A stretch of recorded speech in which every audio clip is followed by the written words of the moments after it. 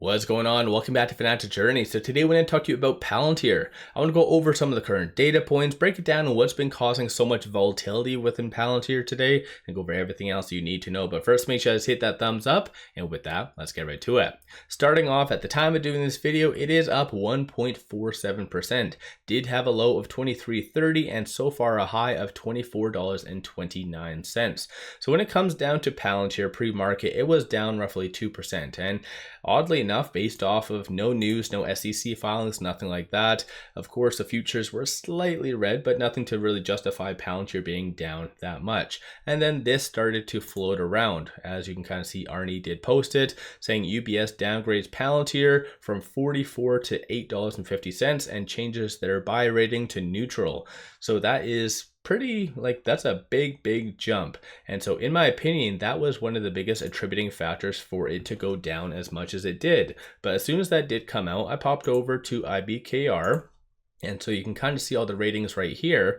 And you'll notice exactly what Arnie did retweet, saying that there was no ever rating from UBS. So last one was done by Brian, 68% success rating. So I think whoever did put that out wanted a similar reaction to what this rating did, because this was a downgrade, $20 price target, and a sell rating. And so that did prompt kind of Palantir to go down quite dramatically, in fact. So whoever did put that out there, whether it be, I don't know where that originated from, but whoever did put that out there clearly wanted Palantir to completely sell off once again. So have another maybe 4 or 5% red day. So it's kind of interesting to see that. And maybe they are wanting, for instance, the technicals to break down. As I've said in the past, the technicals, yeah, it was due for a little bit more of a pullback. So this rating did kind of escalate that quite fast. But based on right now the Elliott Wave technicals, it does have a pivot point of $24.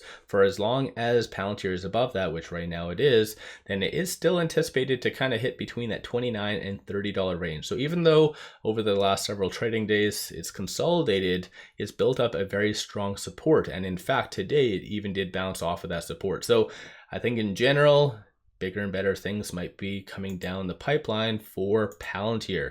So let me know your thoughts on that. When it comes down to shorts, I like to bring this up more for analysis. As I've said in the past, definitely not saying that Palantir is a squeeze play, but right now shorts are returning 1.71 million shares. 3.76% of the free float is being shorted, and that does work out to be 72.41 million shares overall are being shorted. Utilization is 4.98, and then cost to borrow average is 0.47%.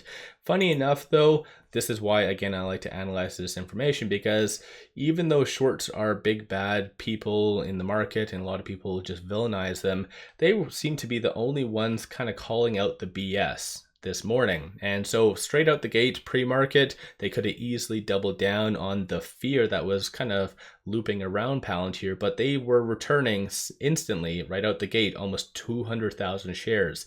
So they were kind of calling the BS and taking advantage and returning. So in case you do not know, by shorts returning some shares, they are adding buying pressure. So kind of just adds to the grayness on why someone essentially would be kind of issuing this out there. So again, let me know your thoughts on that. It is also that time of season where ETFs do disclose their positions.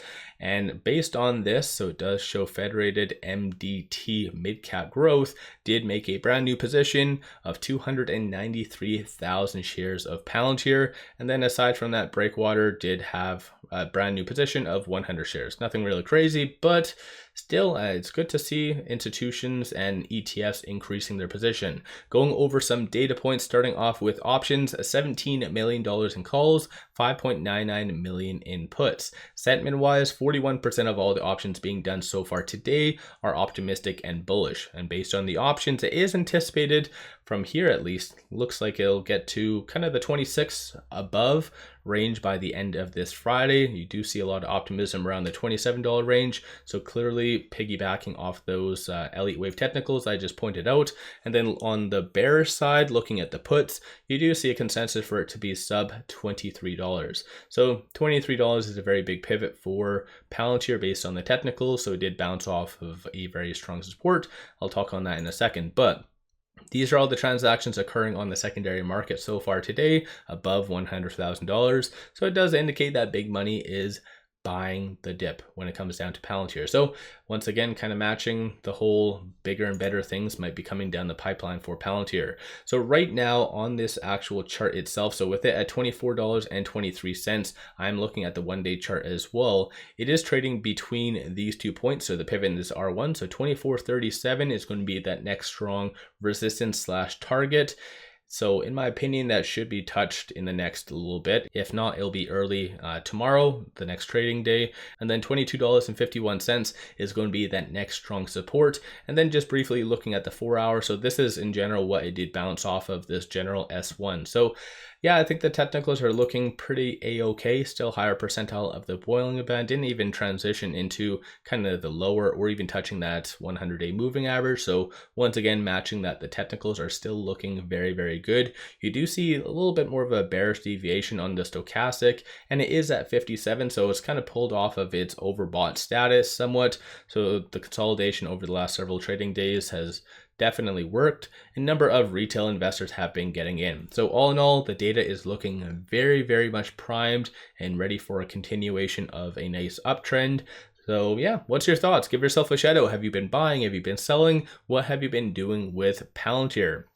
One final thing I just wanted to share with you, take advantage of this promo. Simply sign up for a new account, throw $100 at it, and they give you 5 free stocks. Each stock is valued up to $2,000.